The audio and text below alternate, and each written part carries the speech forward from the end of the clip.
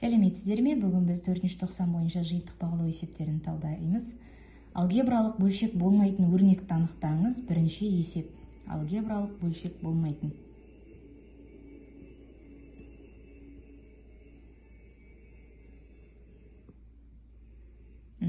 Мінекей. В.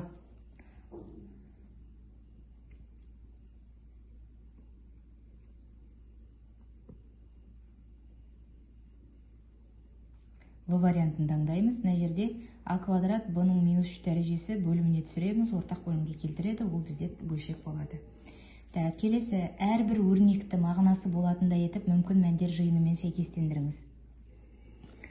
Бірінші, бұл жерде а кез келген сан болады. Себебі аның орнына қандай сан қойсаңыз да бәрібір 0-ден үлкен сан шығады. 0-ден өзге сан шығады. Және оң сан шығады.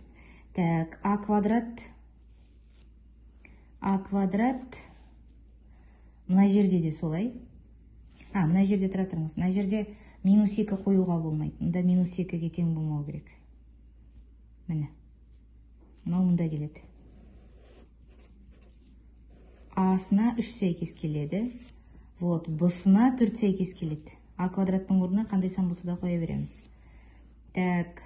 А дегеніміз -2-ке, А дегеніміз 2-ке тең болмау керек. Бұл екіншісіне сәйкес келеді. Болды. Сонда А бізде 3-ке сәйкес келеді. Б дегеніміз 4, С дегеніміз 2. Келесі, үшінші есеп, бөлшегін қысқартуымыз керек. Мен осы жерден бүйтіп жалғастыра берейін. Бөлшектің алымы мынадай формуланы береді. Х азайту 4-тің квадраты. Қайтадан ашатын болсақ, х-тің квадраты азайту 8х, қосу 16 шығады. Х квадрат -6-ны х азайту 4, х қосу 4 деп екі жақшаға жіктеймін. Қысқаратындарды қысқартамыз. Сонда қалады х азайту 4, х қосу 4. Неге бөлшек қысқартылды? Y-тің барлық мүмкін мәндерінде өрнектің мәні Y-ке тәуелсіз екендігін көрсетіңіз дейді.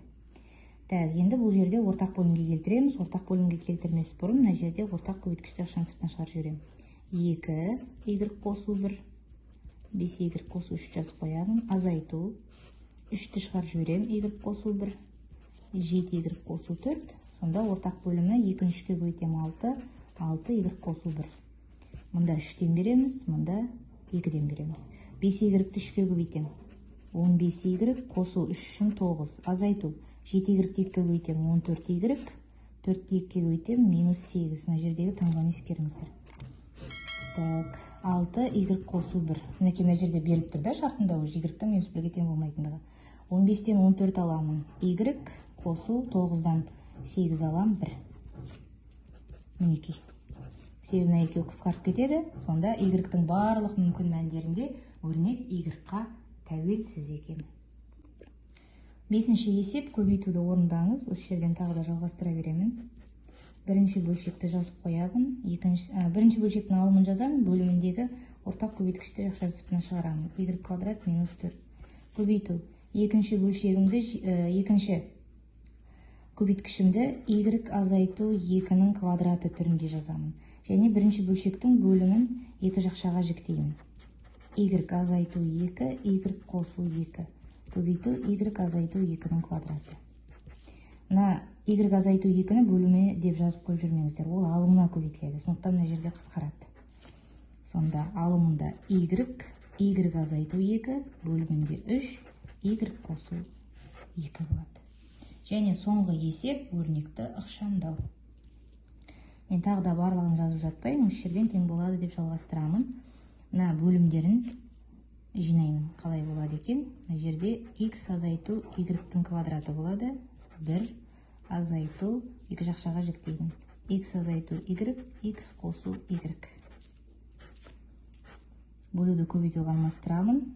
Онда ортақ көбейткіш Х, Y қосу Х, 2 Y квадрат. Ортақ бөлімі сонда Х азайту Y, Х қосу Y болады. Және мұнда квадрат болғандықтан мынаның квадраты. Х азайту Y-тің квадраты, Х қосу Y. Мұнда тоқтауыш көбейткіш Х қосу Y, мұнда Х азайту Y. x қосу y азайту x қосу y. Мына жердегі минуспен мындағы минус плюс болып кетеді. Көбейтемін. x, y қосу x, 2y квадрат. Так, x пен x қысқарып кетеді. Y қосу x пен x қосу y екеуі қысқарып кетеді. Y-ға y қосамын. 2y көбейту x. Мына жердегі. Так, x азайту y-тің квадраты көбейту 2y квадрат. 2 мен 2 қысқарады, y пен y-тің квадраты қысқарады. Алымында тек x қалады, бөлімінде x азайту y-тің квадраты көбейту y қалады.